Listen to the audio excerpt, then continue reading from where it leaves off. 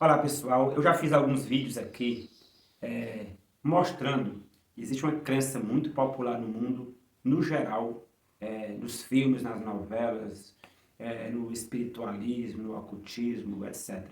Infelizmente, dentro do cristianismo, existe uma compreensão totalmente equivocada com relação ao estado do homem por ocasião da sua morte. Que todos nós iremos um dia morrer, isso é uma coisa que é inquestionável, a menos que Jesus venha logo, em breve, porque a Bíblia fala que haverão muitos que não passarão pela morte, mas isso entra para um outro ponto. E eu já trouxe alguns vídeos aqui mostrando pela Bíblia que a imortalidade da alma é um engano terrível. E não é um engano recente. Esse engano já começou lá no princípio, lá na queda, lá em Gênesis capítulo 3. Deus falou que a alma morre. Se vocês comerem, certamente morrerão. Mas a serpente, nós sabemos que usada por Satanás, falou, não, se vocês comerem, vocês não morrerão. Infelizmente, Eva creu na serpente e nós sabemos como é que está o mundo hoje, infelizmente. Mas em Jesus temos a esperança e a promessa de um novo céus e uma nova terra, nos quais habita a justiça.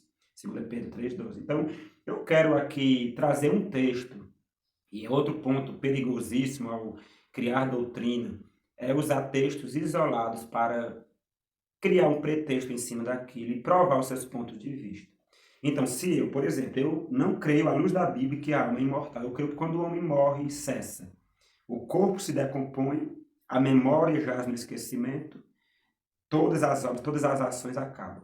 A única coisa que sobe para Deus, que o deu por ocasião da criação, é o espírito, ou seja, o fôlego de vida, não como uma entidade pensante, como muitos assim creem, conforme as ideologias gregas, romanas, etc. Mas, à luz da Bíblia, não existe espaço para isso. Mas hoje eu quero meditar apenas em um versículo da Bíblia que sempre quando as pessoas usam para falar deste ponto, imortalidade da alma, as pessoas que creem, elas usam esse texto aqui para falar que um cristão verdadeiro, quando ele morre, ele já vai diretamente e estar com o Senhor.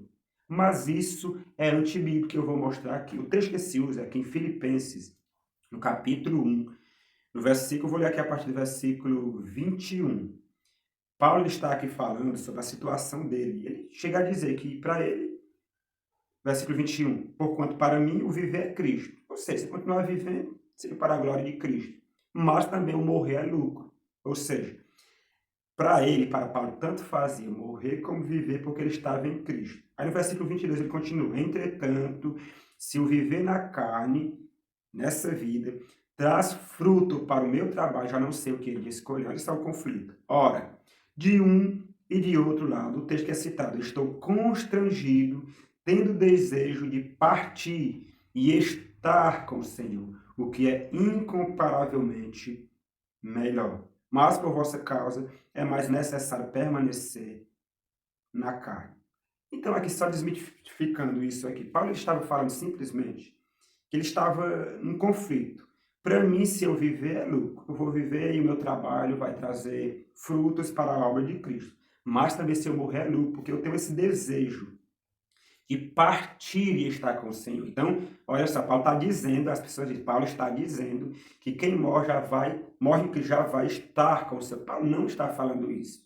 Ele simplesmente fala que está constrangido, tendo o desejo de partir e estar com o Senhor. Mas Paulo não fala que é por ocasião da sua morte que isso já acontece imediatamente. Sim, mas cadê os versículos para provar isso? Vamos ver? Vamos ver o que Paulo fala. Então, não podemos pegar um texto como esse. Olha, Paulo está dizendo aqui, ó, é o desejo de partir e estar com o Senhor. Então, esse partir aqui, no contexto que ele está falando exatamente sobre isso mesmo que você está entendendo, sobre a morte. Deixar a carne, deixar esse meu corpo. Pedro vai falar outra linguagem, falando do mesmo assunto, deixar esse meu tabernáculo, nós somos templo do Espírito Santo, e estar com o Senhor, diz Paulo. Estou constrangido a isso. Então as pessoas usam e batem nessa tecla dizendo que quando morre, se é cristão, se é fiel, então ele já vai e entra na glória. Mas vamos ver o que o próprio apóstolo Paulo falou. Para ampliar esse assunto, vamos ler aqui, abrir aqui minha Bíblia aqui, em 1 Tessalonicenses, no capítulo 4. Paulo vai falar da situação dos mortos em Cristo e a vinda do Senhor. Olha só. A partir do versículo 13, ele diz assim: não queremos, porém, irmãos, que sejais ignorantes com respeito aos que dormem, É uma linguagem que se usa para falar da morte. Para não vos entristeceis como os demais que não têm esperança. Versículo 14. Pois se cremos que Jesus morreu e ressuscitou, assim também Deus, mediante Jesus, trará em sua companhia os que dormem, ou seja, os que estão mortos. E só um detalhe aqui, a palavra-chave aqui, ó, é partir e estar com o Senhor. Esse é o verbo que é colocado. Então, com esse verbo em mente, pense comigo. Versículo 15. Ora, ainda vos declaramos por palavra do Senhor isto: nós, os vivos, os que ficarmos até a vinda do Senhor, de modo algum precederemos os que dormem, ou seja, os que estão mortos. De modo algum os vivos vão primeiro do que os que estão mortos. Porquanto o Senhor mesmo, dada a sua palavra de ordem, ouvida a voz do arcanjo, que é Jesus, e ressoada a trombeta de Deus, descerá dos céus, e os mortos em Cristo ressuscitarão primeiro. No dia da vinda de Jesus, os mortos em Cristo ressuscitarão primeiro. Depois, versículo 17, nós, os vivos, os que ficarmos, seremos arrebatados juntamente com eles quem? Com os mortos que acabaram de ressuscitar, entre nuvens para o encontro do Senhor nos ares. Olha só o verbo. E assim estaremos para sempre com o Senhor. E assim, quando, no dia da volta de Jesus, no dia da ressurreição, juntamente com os mortos de todas as gerações passadas, a começar por Abel, até o último Marte, e os salvos justos, e assim estaremos para sempre com o Senhor. Quando? Por ocasião da morte? Não.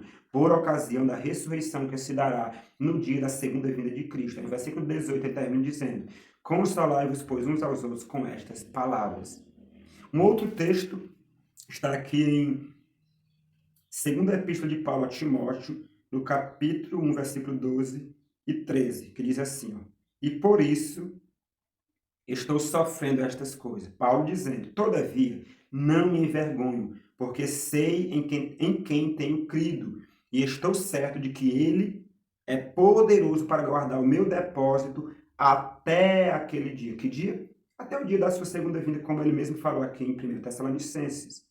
Outro texto, aqui ainda em 2 Timóteo, no capítulo 4, versículo 1, ele diz assim, ó: conjuro-te perante Deus e Cristo Jesus, que há de julgar vivos e mortos pela sua manifestação e pelo seu reino. Então ele exorta o jovem Timóteo a pregar a palavra, a corrigir, a repreender, a exortar com toda a longanimidade e doutrina, porque chegaria um tempo que as pessoas não suportariam mais ouvir a verdade. Aí, em seguida, ele prevê o seu martírio, a sua morte, e olha só o que ele diz sobre isso. Versículos 6 a 8. Quanto a mim, disse Paulo, estou sendo já oferecido por libação, e o tempo da minha partida para onde? Para o céu? Não sei o que é que ele fala. Combati o bom combate, completei a carreira, guardei a fé. Já agora, a coroa da justiça me está guardada, a qual o Senhor, que é Jesus, o reto juiz, me dará quando? Quando ele morrer? Não. Naquele dia. Que dia? No dia da sua segunda vinda, como ele falou em 1 Tessalonicenses 4. E não somente a mim, disse Paulo, mas também a todos quantos amam a sua vinda. Que dia é que ele vai receber o galardão? No dia da sua vinda, da vinda do Senhor Jesus Cristo. Quando nós vamos aqui para o Evangelho de João, vamos colocar Jesus aqui, Jesus para explicar, para deixar mais claro, mais transparente para nós esse ponto. Partir e estar com o Senhor. Capítulo 14 do Evangelho de João, versículo 1 a 3, diz assim, ó: Jesus falando: não se turbe o vosso coração, credes em Deus, crede também em mim. Na casa de meu pai há muitas moradas. Se assim não fora, eu vou-lo teria dito, pois vou preparar-vos lugar. E quando eu for e vos preparar lugar, voltarei, olha só, voltarei e vos receberei para mim mesmo, para que, olha o verbo, para que onde eu estou, estejais vós também. Por isso que Paulo fala: tenho desejo, estou constrangido a deixar esse meu corpo, a minha carne, partir e estar com o Senhor. Mas, por ocasião da morte, não. Por ocasião da ressurreição. Por quê? Porque, tendo a compreensão bíblica do estado do homem na morte, Paulo entendia que se ele morre hoje, e já está com quase 2000 anos que ele morreu, quando Jesus vier e ressuscitar, para ele vai ser como uma pequena noite de sono. Por isso que a morte é comparada a um sono. Porque eu me deito, passa ali 8, 9 horas, eu me levanto, parecer um segundo.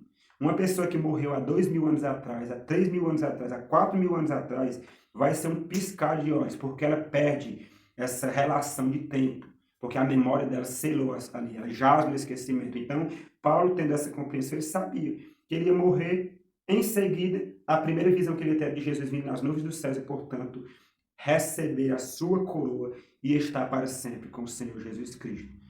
Só para tentar deixar mais claro, usando o exemplo. Por exemplo, eu sou do Ceará, estou morando em São Paulo. E vamos supor que eu use essa mesma expressão. Tenho desejo de partir de São Paulo para o Ceará e estar com os meus pais. Isso não quer dizer que a partir do momento que eu vou partir aqui, seja de avião, seja de ônibus, seja de carro, não quer dizer que eu parti e já estou com eles. Não, tem um período. Tem um período de viagem até eu chegar no meu destino, que é onde estão morando os meus pais, no Ceará. Então, Paulo fala, tem o desejo de partir e estar com o Senhor. Isto é, mas tem um período em que ele vai ficar inconscientemente na sepultura, como de fato ele está, aguardando o dia da segunda vinda de Cristo, que para ele vai ser milésimos, porque ele perdeu essa noção de tempo. E então, quando Jesus vier, ouvida a voz do arcanjo Miguel, ressoar a trombeta de Deus, ele descerá dos céus e os mortos em Cristo ressuscitarão primeiro. E assim, unicamente nesse dia, naquele dia, estaremos para sempre com o Senhor. Eu quero ler aqui só mais um texto aqui em Atos, para fortalecer aqui como a Bíblia ela explica as coisas claramente quando nós estamos dispostos a pesquisar todos os textos que falam sobre aquele assunto, não pegar um texto isolado e ensinar como uma verdade absoluta e até chamar de herege aqueles que pregam diferente. Aqui em Atos, no capítulo 2, aqui vai falar do discurso de Pedro, cheio do Espírito Santo. Então ele vai falar sobre, ele usa o argumento da profecia de Joel, que aconteceria, que o Espírito desceria sobre toda a carne.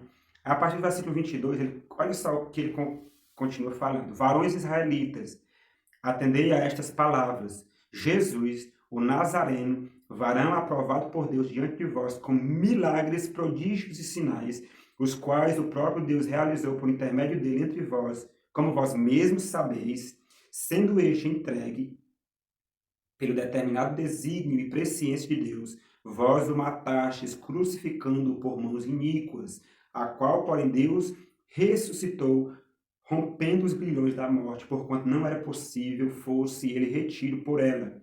Porque a respeito dele, diz Davi, olha só, e cita aqui o Salmo, diante de mim via sempre o Senhor, porque está à minha direita, para que eu não seja abalado. Isso está no Salmo 16. Por isso se alegrou o meu coração e a minha alma, e a minha língua exultou.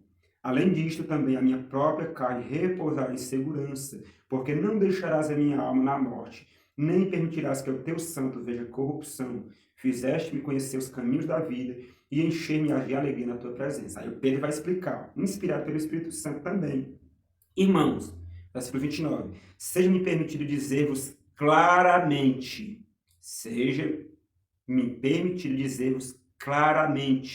a respeito do patriarca Davi, que morreu e foi sepultado, e o seu túmulo permanece entre nós até hoje. Ponto. Ele continua dizendo, sendo, pois, profeta, referindo-se a Davi, e sabendo que Deus lhe havia jurado que um dos seus descendentes se assentaria no seu trono, prevendo isto, referiu-se à ressurreição de Cristo, que nem foi deixado na morte, nem o seu corpo experimentou corrupção. Ou seja, Jesus não entrou em estado de decomposição. É isso que ele está dizendo. A este Jesus, Deus ressuscitou do que todos nós somos testemunhas. Exaltado, pois, à destra de Deus, tendo recebido do Pai a promessa do Espírito Santo, derramou isto que vedes e ouvis. Que está no contexto da descida do Espírito Santo. Aí no versículo 34 ele continua dizendo, o mesmo Davi, que ele falou claramente, que morreu, foi sepultado e o seu túmulo permanece até hoje entre eles, esse mesmo Davi, versículo 34, porque Davi não subiu aos céus. Davi não subiu aos céus.